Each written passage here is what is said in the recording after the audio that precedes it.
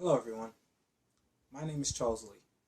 As some of you may know, I am the author of the ongoing series, The Way to Dawn. And today I wanted to do something a little different. I wanted to find a way to make the books more engaging. So what I'm planning to do is read a chapter, maybe a couple more chapters, and before the start of each chapter I would like to discuss a little bit about how I came about the chapters or what I love most about the chapters. Today I'm going to be starting with the first chapter of my first book, The Way to Dawn. The first chapter was originally non-existent, and that had a lot to do with the fact that I was rushing too quickly to get to the parts I wanted to get to instead of letting readers actually understand what each character was like before they become what they become later in the book. I also enjoyed the chapter for the simple fact that I get to show the readers what their happier times were like. Although, right from the start, Dirksen seemed to have a depressing, somewhat outlook on everything that he dealt with on a day-to-day basis. He wasn't happy right from the beginning of the story, while everyone else, they are, but they also have their own problems they have to confront. For this chapter, I have to say some of my favorite parts of this chapter has a lot to do with people's outlooks. Though Dirksen had a more gloomy, darker outlook, lonely, no friends, obviously like to be alone, we have people who, like Demetrius, Horatio, Sophia, and Brad, who like to spend time together, despite the fact that they tend to bump head. There's a reason I called it Their Blissful Misery for the first chapter. Although they are happy, they also each have things that make them unhappy. You have Sophia, who believes that she's in a relationship that may or may not be 100% even. Demetrius deals with his own problems for being, well, something that most young teenagers hate. He's a bully. And like most bullies, they have their own set of problems. Then we have Horatio, who always feels like he has to fix whatever goes wrong with the group. And then we have Brad, who feels kind of like the protector of the group. And although he loves his friends, he always seems to have a hard time with Demetrius more than anyone else. So that's what it really means about their blissful misery. Like, they're happy, but there are these big things that they don't seem to confront head on. They kind of just deal with it at the moment, and then they just kind of move on instead of really getting to the core of the issue. I'm going to start with the first chapter, called Their Blissful Misery. Chapter 1. Their Blissful Misery. I awake in a dark place with vision as far as my nose. Upon standing, I hold no form over this bumpy ground. I look around trying to find a wall with my hands stretched deeper into the black. The ground starts to rumble and collapses from underneath me. As I fall deep within the darkness, everything around me feels amplified. The sound becomes the darkness becomes absolute. I feel hands of various sizes trying to take me whole. As soon as they shield my eyes, I awake once more. Where am I ask as I lie there feeling unusually heavy. Was it a dream? Or am I still dreaming? Lying on a cold, rough surface, I sit up, still unable to see anything. Wanting to panic, I fight the rising lump in my chest and remain calm. Suddenly, I hear two loud crashes not far from me. Mildly bright lights illuminate two stone altars holding floating swords. I stand up and walk in between them, gazing at the mystical aura they're producing. One is shrouded in light, the other in darkness. What are these? I ask before nearly touching the light. The Embryon Blades, A low, masculine voice replies. I pull back. Who's there? It's time to choose, and choose wisely. I look to my right and see a dark, cloudy aura shadowing the blade. I feel as if the black blade is calling to me. I almost can't resist. I glance to the left, squinting at the light surrounding the other sword. It is painful and hard to look at, and while it is rejecting, it's also strangely inviting. However, the darkness suits me more. Whenever my life became unbearable, at least the darkness was there. Unloving, everlasting, dark. If this is a dream, then taking this blade shouldn't have any repercussions. But sure says a lot about my character. I grip the blade and remove it from its altar. Its weight is more than I anticipated. Slowly, the surrounding area begins to turn white. You made the right choice, Direction. Intrusively loud, the young man awakes abruptly from the loud shrieks of his mother calling his name. Direction! Direction, get up! Direction sits up and lets out a heavy sigh. He falls back and stares at his peeled ceiling. What I wouldn't give to never wake up to this godforsaken place, he mutters aloud. Direction! I'm coming! He gets up and stands in front of his bed. He puts his hand over his face, then over his mouth as he looks around his room. Direction's room is small and filled with random junk. Bookshelves, toolboxes, plastic bins filled with his mother's clothes, cinder blocks, and many other items that should be in a basement. Only his white sheeted bed and the mirror-mounted dresser with deep scratches in the wood hold his personal belongings. He grabs some of his clothes off his bedpost and leaves his room to get ready for school. Direction lives on a small island called Twilight View. Although it isn't connected to the neighboring island, it is still considered the ugly sister of the two. The less financially successful live there, while the wealthier ones live on the larger island, Berlin Waltz. Twilight View is basically the boondocks of the two locations with a beautiful appearance from the outside. The major decisions that are made on the main island are supposed to also take effect at Twilight View. However, that happens less than half the time due to politics, money, and lack of priority. Direction brushes his teeth before combing through his mid-length bleached hair. He styles half his hair to hang low past his left eye. His olive skin and bleached hair give his cyan eyes a natural glow. He wears an average schoolboy uniform, black slacks, and a white button shirt with long sleeves and a navy blue tie. His black dress shoes have the island emblem of a setting sun on the outer heel of each shoe. Direction's body frame is slender and well sculpted for a young man. His muscles are fairly noticeable through his uniform. Direction walks lifelessly downstairs and spots his mother on the couch watching television. Bye, Mom. She waves him off, as if he's nothing more than a gust of wind passing through. He slams the door behind him and walks the 2 miles to his school with the same leave-me-alone look on his face he always wears for the world. Direction is a 19-year-old college freshman that has been attending for over 5 months. Day in and day out, he goes to school feeling as if the little bit of life he has left is being drained slowly and painfully. Direction sits in the back row of his first 3-hour class, not paying the slightest bit of attention. He stares out the window as he watches students enter the building. This place sickens me, he thinks.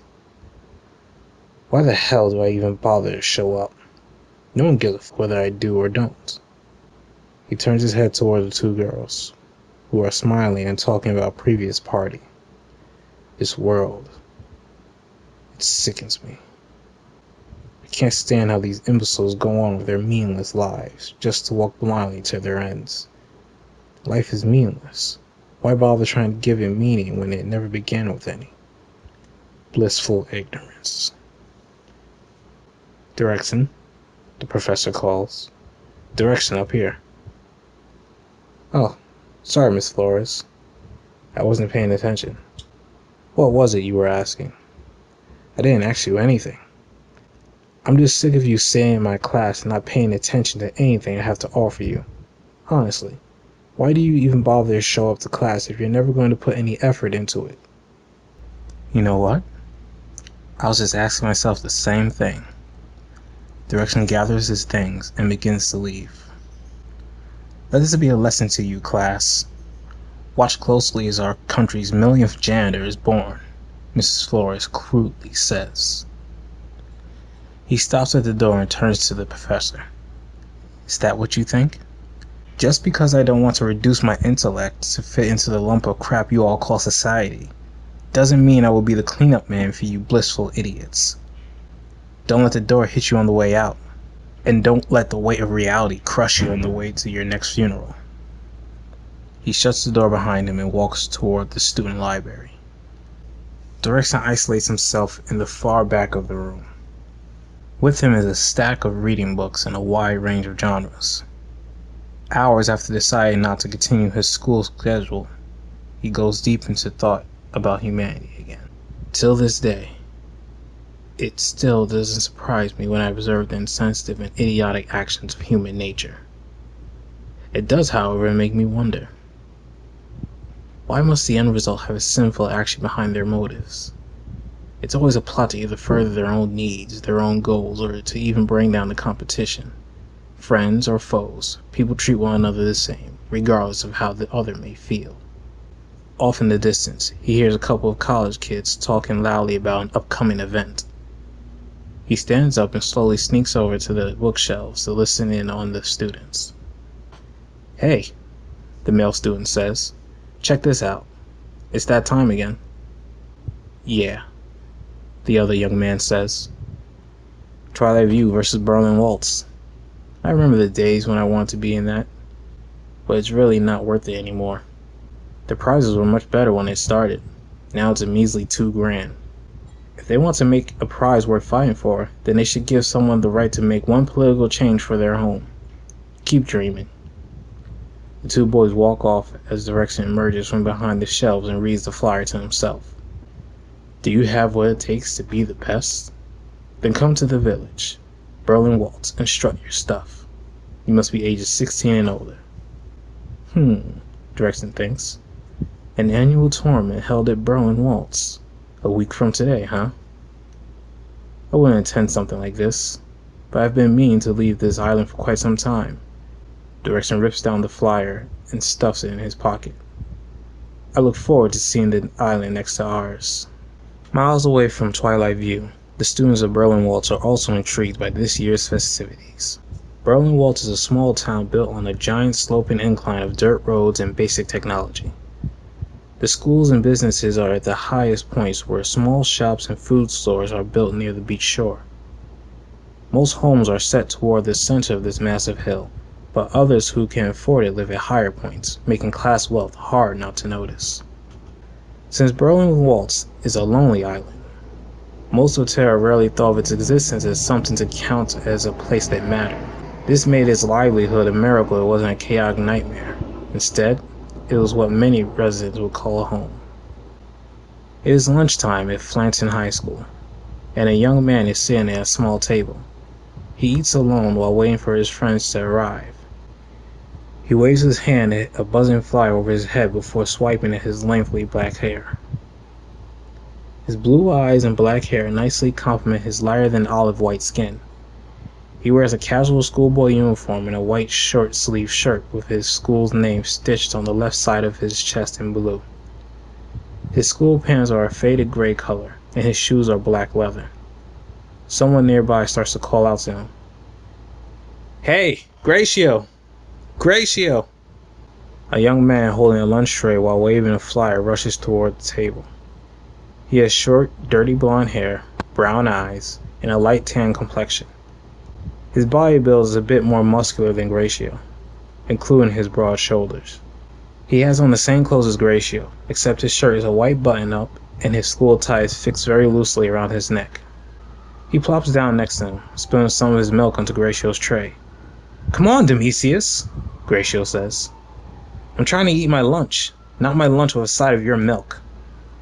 "Man, calm down. Listen, guess what?" "Horatio!" shouts a young schoolgirl with a slim, tight body frame and shoulder-length black hair. She wears a short navy blue miniskirt along with a white short-sleeved button shirt and a small navy blue bow tie. She has fair peach skin and bright green eyes. Her cheeks have little dimples that appear whenever she smiles. She squeezes herself next to him, as close as she can after dropping her tray on the table. Horatio smiles. "Hello, baby," he says. "Oh, just a salad?" "Not just any salad," she replies. "It's a chicken salad topped with walnuts and raisins," she says cheerfully. Demisius stares at the couple scornfully. "You and your damn diet, Sophia. Look, I admit you got some big, but you're lacking in it. Maybe you should eat more, like a burger or some fries dipped in cheese." "Oh my God, how rude!" She gives her boyfriend the puppy face. "Horatio?" Horatio smiles nervously. "He's just playing." "No, I'm serious," Demisius says. "She has a very pretty face and huge, but tight and small." "Okay, now you're going a little too far. You really shouldn't be looking at her like that. She's my girlfriend, you jack." Sophia hugs Horatio tight and sticks her tongue out at Demisius. "That's my man, always looking out for his baby." "You two make me sick," Demisius says. "But now that I got you guys' attention, guess what?" "Hey, Gray!" shouts another young man from the distance. "For the love of God, God, Demisius says while slamming his head on the table. The young man approaches the table in a hurry. He has dark brown hair, light white skin, and dark brown eyes. He has a large solid build and is a bit taller than the other two boys. His uniform is no different from Demisius's, besides his navy blue school jacket. His school shirt is not buttoned, revealing a plain white t-shirt. He approaches the table and sits next to Demisius. "Sup, Demisius?" "Hi, Brad," Demisius says in disappointment. "Looks like the gang's all here. By the way, does anyone want half my turkey sandwich?" "No, Brad, no one wants half of your damn turkey sandwich." "What's your problem?" "He has big news and no one will let him speak," Horatio says with a light chuckle. Demisius sighs. "If you don't mind, I would like to finish what I've been trying to say since the dawn of time. Guess what time of the year it is?" Sophia is about to speak until he puts his hand in her face. "It's time for the annual tournament." She makes a whatever expression and continues eating. "We only have 4 days left till winter break. Guys, we've been waiting for this all year. No one here has excuses. We're all of age, and we have been training for this. The best part is that the winner gets not just a trophy, but prize money." Brad smirks. "I guess it would be nice for one of us to win that cup and have people around us take notice. I mean, we are the future of Berlin Waltz." "Exactly, and with that money, we could put that toward the college of our choice." "How much are we talking?" "I forgot. I think it's 2,000. "That's good money." Horatio puts his hand in the middle of the table. "For the Wings of Waltz." Demisius and Brad do the same. The three of them simultaneously break into shouting, "For the Wings of Waltz!" Sophia says abruptly, "I'm sorry. Is there something in your throat, Your Highness?" Demisius asks with blunt sarcasm. She stands up and glares at Demisius before looking to her boyfriend. Horatio? Can I speak to you for a moment?" The two of them walk from the table and Sophia leans up against the lunchroom wall. "Horatio, are you really going to go through with this despite how I feel?" she asks with worry. "Well, Sophia, I'm not doing this to make you worry. I'm doing this because this is a long-time dream of ours. It's what gives us drive. It's what gives us drive. Even if it has nothing to do with our long-term goal, it's still something we want to do.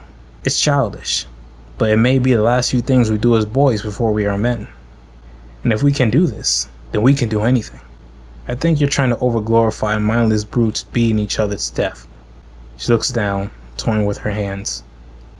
I just don't want to see you get hurt. Gracio grabs her hands gently and puts them to his mouth, giving them a soft kiss. Then I won't get hurt. For you, I will be flawless. As long as you cheer me on from the crowd, I will not lose. Give me your love, and I'll be invincible. She blushes before he lays a long, romantic kiss on her. Sophia looks up into his eyes, still blushful. Okay, I will cheer you on the top of my lungs, because I believe in you. They hold hands as they walk back to the table. So what will it be, Gray? You win? Brad asks. Gracio smiles. Just tell me where to sign. I'm shocked your queen allowed it, Demetrius says crudely. You know, sometimes you can be a real jerk-off, Sophia says. Why don't you take your backward way of life elsewhere? It just so happens that I do have other things I need to tend to. But I will take Brad's turkey sandwich to go. Demetrius takes both halves of Brad's sandwich and runs off. This guy, Brad says before chasing after him. Gracio looks over to Sophia and kisses her on the cheek. I'm going to head to my next class, he says while grabbing his dark purple book bag. She begins to sit down, but the bell didn't ring yet. I know, but I need to get some one-on-one time with the teacher or I'm never going to get this work done. Okay, I'll see you after school. Wait for me out front and I'll walk you home. Okay, see you at 4. Gracio walks away while Sophia watches him. She smiles and shakes her head before digging into her salad.